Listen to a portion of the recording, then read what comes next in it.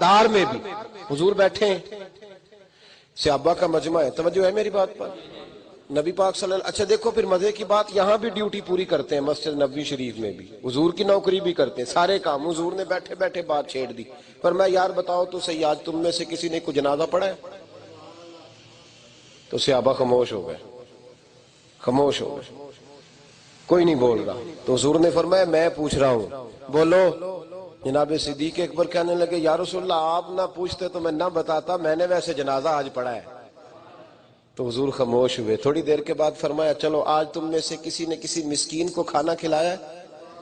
عرض کی حضور آپ نہ پوچھتے تو نہ بتاتا، ویسے میں نے یہ ڈیوٹی کی ہے۔ نبی پاک صلی اللہ علیہ وسلم نے فرمایا اچھا یہ بتاؤ آج تم میں سے کسی نے کسی یتیم کے سر پہ ہاتھ رکھا ہے؟ حضور میں نے رکھا ہے۔ میرے محبوب بول پڑے، فرمایا چلو بولو آج کوئی ایسا جو روزے سے ہو؟ تو حضرت صدیق اکبر پھر بولے، عرض کی محبوب اس غلام کے حصے میں نوکری آئی ہے۔ صحابہ کہتے ہیں ہماری توجہ ابو بکر پہ جم گئی، جب سوال ہوتا تو ہم مصطفیٰ کا چہرہ دیکھتے، اور جواب کی باری آتی تو پھر کسی اور طرف توجہ جاتی نہیں تھی، ابو بکر کا چہرہ دیکھتے۔ فرماتے میرے محبوب باتیں سنتے سنتے فرمانے لگے ابو بکر سن، پھر قیامت میں روزے دار جائیں گے تو جنت میں ایک روزے داروں کے گزرنے کا دروازہ ہے، جب روزے دار آئیں گے تو وہ دروازہ کھلے گا، حاجی آئیں گے تو حاجیوں والا دروازہ کھلے گا، نمازی آئیں گے تو نمازیوں والا کھلے گا۔ پھر فرمایا ابو بکر جب تو آئے گا نا تو اللہ جنت کے سارے دروازے کھول دے گا، رب سارے دروازے کھول دے گا، جس سے تیرا دل چاہے تو داخل ہو جا، تو آئے گا تو سارے دروازے کھل جائیں گے۔ ایک دن محبوب علیہ السلام فرمانے لگے جنتیوں کی 360 خوبیاں ہیں۔ کتنی؟ کن کی؟ اللہ خیر فرمائے، اللہ مہربان۔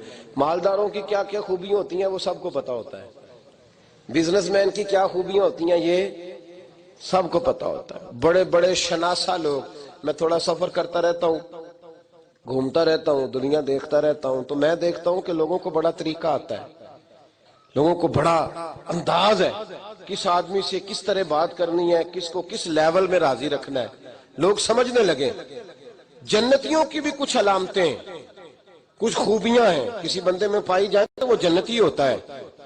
اللہ تبارک و تعالی ہمیں بھی ان خوبیوں سے مزین فرمائے۔ محبوب علیہ السلام نے فرمایا جنتیوں کی 360 علامتیں، کسی میں ایک بھی پائے جائے تو وہ جنتی ہے۔ تو حضرت صدیق اکبر ہلکا سا بولے کہ حضور میرے اندر بھی کوئی ہے؟ تو محبوب مسکرا کے فرمانے لگے ابو بکر تیرے اندر تو 360 ساری کی ساری پائی جاتی ہے، اور ساری تیرے اندر جمع ہو گئی ہیں۔ اتنی بڑی ہستی جناب ابو بکر صدیق کی، اور شوق کس طرح کے، توجہ ہے میری بات پر، شوق کس طرح؟ یہاں امیروں کے شوق ہیں، کچھ امیروں نے کتے رکھے ہوئے ہیں جو رات کو بیڈ پہ ساتھ سوتے ہیں، یہ شوق ہے۔ کچھ کو شکار کا شوق ہے، کہتے ہیں جی میں بڑا شوقین ہوں شکار کا۔ میں نے ایسے لوگ بھی دیکھے ہیں گھوڑے پالے ہوئے، پیروں کے بیٹوں نے گھوڑے پالے ہوئے، پیروں کے بیٹے ریسیں لگاتے پھرتے ہیں، پیروں کے صاحبزادے، کیا بات ہے بھائی، اسی لیے تو ان کو شہزادے کہتے ہیں۔ بس ایک غلطی ہے، ان کو شہزادہ کہتے ہیں، ان کے ابے کو بادشاہ کیوں نہیں کہتے؟ اس کو بھی بادشاہ کہنا شروع کرو، بات ختم ہو جائے، پتہ چلے حکومت کدھر ہے۔ اگر بیٹا شہزادہ ہے تو ابا کیا ہے؟ اس کو کیوں نہیں بادشاہ کہتے؟ اس کو بادشاہ سلامت کو پتہ تو چلے حکومت کدھر گئی۔ تو سنیں اور یاد رکھیں حضرت صدیق اکبر کے شوق کس طرح کے ہیں۔ جناب عمر کہتے ہیں جب میں خلیفہ بنا تو تیسرا دن تھا، میرے پاس 3-4 چھوٹی چھوٹی بچیاں آئیں، کہنے لگے آپ خلیفہ ہیں؟ کہاں؟ کہنے لگے اٹھو پھر ہمارا ٹائم ہو گیا، عصر کا وقت تھا۔ تو کہا کیا ٹائم ہوا؟ تو کہنے لگے ہم یتیم بچیاں ہیں، 6-7 بہنیں، ابا جی فوت ہو گئے، گھر میں 25-30 بکریاں ہیں۔ ابو بکر صدیق روز عصر کے بعد آتے تھے، اپنے شوق سے، شوق دیکھتے اپنے شوق سے آتے تھے، ہماری بکریوں کا دودھ دھو کے ہمیں دے جاتے تھے، کچھ ہم پی لیتی تھیں، کچھ بیچ لیتی تھیں۔